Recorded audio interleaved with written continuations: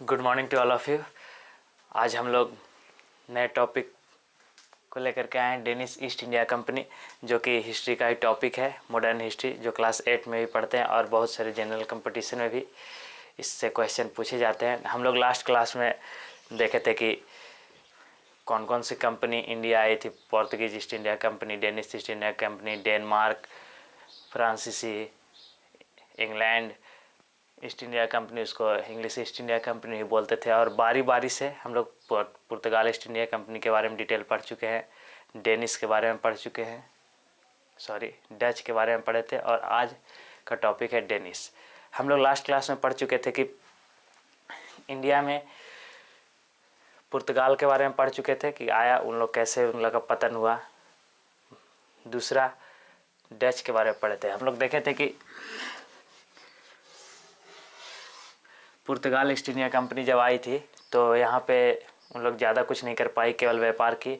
लेकिन हम लोग को इस क्रम में इस तरह से पढ़ना है कि आई इंडिया तो बहुत सारी यूरोपीय कंपनी थी, लेकिन ईस्ट इंडिया कंपनी जो कह सकते हैं, इंग्लैंड ईस्ट इंडिया कंपनी या इंग्लिश ईस्ट इंडिया कंपनी ही पूरे इंडिया पर 200 साल तक शासन कैसे कर सकी, ये हम लोग को सीखना है। हम लोग का निगेटिव पॉइंट जो हम लोग का कहाँ पे है, हम लोग किस चीज़ को छोड़ रहे थे, इसके वजह से पूरे इतना बड़ा देश पे इंग्लैंड अकेले शासन की। खैर, अभी हम लोग को सीखना है डेनिश ईस्ट इंडिया कंपनी। हम लोग लास्ट क्लास में पढ़े थे कि पुर्तगाल ईस्ट इंडिया कंपनी जो इंडिया आई थी, वो व्यापार करने के लिए आई थी और यहाँ लूट मार की, जिसके वजह से उन लोग का इंडिया से पतन होने का समय आ गया था। लेकिन हम लोग इसके पहले डच देखे थे। डच देखे कि ये पूर्वी भाग पर इन लोग ज़्यादा ध्यान देते थे। हम लोग ये देखे थे कि इन लोग मसाला से ज़्यादा ध्यान देते थे कपड़ा व्यापार पे, ये देखे थे। और लास्ट तक हम लोग देखे थे कि इन लोग का अंग्रेज के साथ लड़ाई हुआ था और युद्ध में जैसे जैसे शांति हुई तो इन लोग इंडिया छोड़ करके पूरे तरह से इंडोनेशिया पे शिफ्ट हो गए थे। जैसे इंडिया पे ईस्ट इंडिया कंपनी या कह सकते हैं इंग्लैंड वाले का स्थापत्य शासन हो गया था, उसी तरह से डच लोग इंडोनेशिया पे कब्जा कर लिए थे। इन लोग इंडोनेशिया पे शासन व्यवस्था चलाए थे। खैर, आज हम लोग को पढ़ना है डेनिश ईस्ट इंडिया कंपनी। तो हुआ क्या था कि उस समय यहाँ के राजा क्रिश्चियन फोर्थ थे। क्रिश्चियन फोर्थ ने आपस में बैठ कर के मीटिंग बुलाया और उसमें बोला कि पुर्तगाल इंडिया पे कब्जा कर लिया है, डच इंडोनेशिया पे कब्जा कर लिया है, हम लोग व्यापार करेंगे जा कर के इंडिया और इंडिया और इंडोनेशिया पर नहीं, श्रीलंका पे हम लोग जाकर व्यापार करेंगे। कहने का सेंस है कि इन लोग का मूड था कि श्रीलंका से ही व्यापार करेंगे, जो करना होगा यहीं करेंगे। इसीलिए उन लोग सबसे पहले 1618 ईस्वी में त्रैंकोमाली, जो एक श्रीलंका का जगह है, त्रैंकोमाली, यहाँ पर आके सबसे पहला अपना व्यापारी कोठी बनाया, व्यापारी फैक्ट्री बनाया। दूसरे बार जब इन लोग देखे कि श्रीलंका से ज़्यादा फायदा इंडिया में होता है, तब इन लोग इंडिया की ओर सेटल हुए और 1620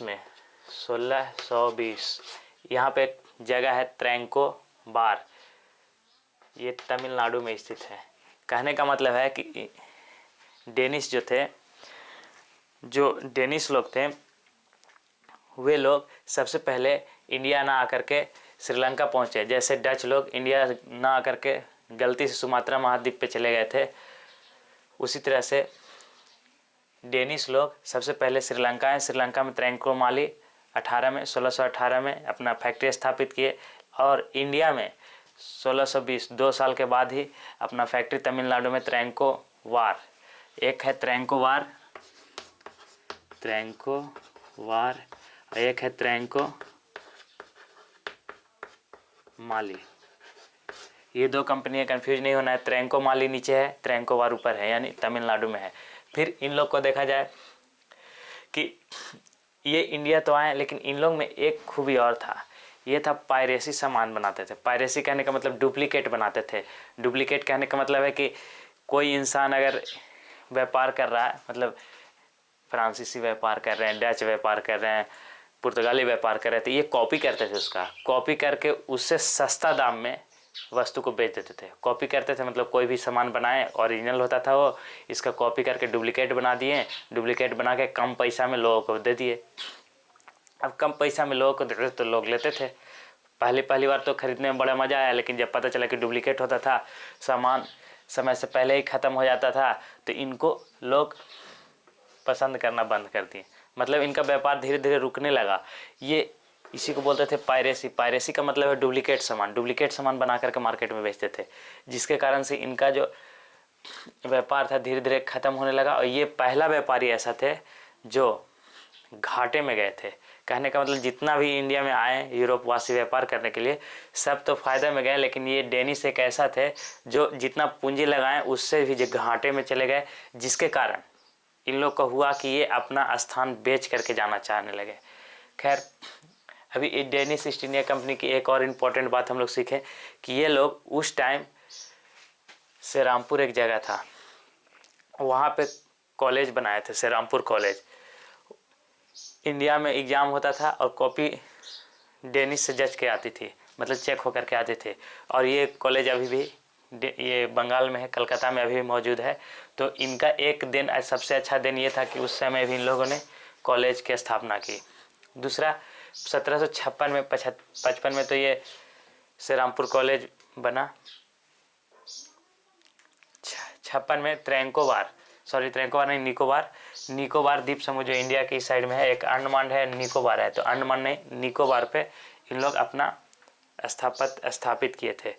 इसके बाद जब इनका क्रिश्चियन फोर का जो मृत्यु हो गया था, तो डेनिस वाले पुनः इंडिया आए और उसके बाद फ्रेडरिक फोर यहाँ के साथ बागडोर संभाले डेनिस से आकर के। तो ये फ्रेडरिक फोर थे, जो ये सब कोई अपना अपना दूसरे मूड का होता है। तो ये व्यापार करने के लिए आए थे और व्यापार कर रहे थे, लेकिन फ्रेडरिक फोर जो है ये अपने धर्म प्रचार के लिए लगे और धर्म प्रचार करने के लिए विलियम कैरी को इंडिया भेजे। लेकिन विलियम कैरी ही वो इंसान थे जो श्रीरामपुर में कॉलेज खुलवाए थे। ठीक है, अब कहानी आती है दूसरे मोड़ पे कि जब इन लोग पायरेसी डुप्लीकेट सामान बेचा करते थे तो इन लोग को व्यापार में घाटा होने लगा और उन लोग इंडिया से, या बोल सकते हैं कि इन लोग इंडिया से व्यापार करना पसंद नहीं कर रहे थे, सोच रहे थे कैसे ही बंद हो जाए। तो इन लोग व्यापार के दरमियान ही 1845 में ट्रैंकोबार जो तमिलनाडु का जगह था, श्रीरामपुर जो बंगाल का जगह था, ये दोनों को इंग्लैंड वाले को बेच दिए, मतलब अंग्रेज को बेच दिए। और फिर लास्ट में 1869 में निकोबार को भी इंग्लैंड को बेच करके और वापस ये लौट गए इंडिया। इसी के साथ डेनिस ईस्ट इंडिया कंपनी का भारत से अस्तित्व समाप्त हो जाता है और फिर आगे इंग्लैंड धीरे धीरे अपना वर्चस्व बढ़ाने लगता है। आज के लिए इतना ही, मिलेंगे नेक्स्ट क्लास में किसी और टॉपिक के साथ। Thank you.